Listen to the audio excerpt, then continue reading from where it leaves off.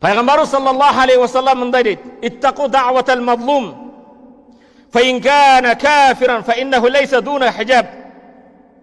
Иттақу даъватал мазлум. Укугу тепселген, жапа чеккен мазлумдун дуасынан сактан дейді. Каргыш айтпасын. Мазлумдун дуасынан сактан дегени сөз, бирөөгө зулум кылба. Сага каргыш айтып койбосун. Ва ин кана кафиран. Эгер сен зулум кылган адам кафир болса да, анын кафирлыгы өзү үчүн. Бирок укугу тепселип мазлум болса, анын дуасын Аллах Таала кабыл кылат. Фа иннаху лейса дуна хижаб. Мазлумдун дуасы менен Аллах Тааланын арасында парда жок дейт. Тосо турган эч тоскун жок. Иттақу даъвал мазлум ватта'iz би халакиз залимин.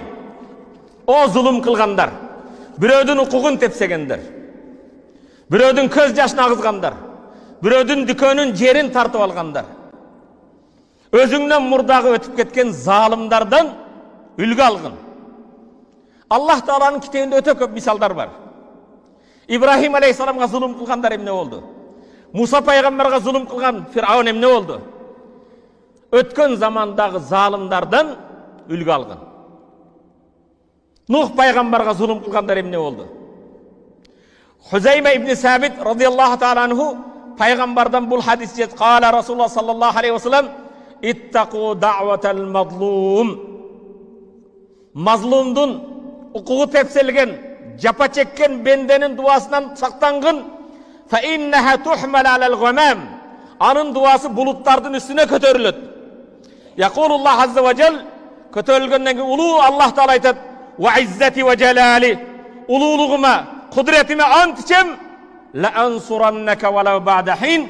Эй, укугу тепселген бенде, бир аздан кийин болсо да сага жардам берем дейт. Кечиктирет, унутпайт. Сага мен "Ла ансураннака" албетте жардам берем дейт.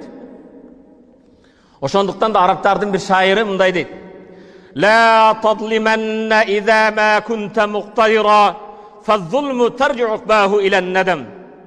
Кудретиң жетип турса, байлыгың, бийлигиң болуп турса, күчүң болуп турса да эч кимге зулум кылбагын, зулумдун арты өкүнүү болот. Танаму айнака вал мазлуму мунтафи яд'у Аллах алейка. Яд'у Аллах алейка Аллах ва айнуллахи лам танам.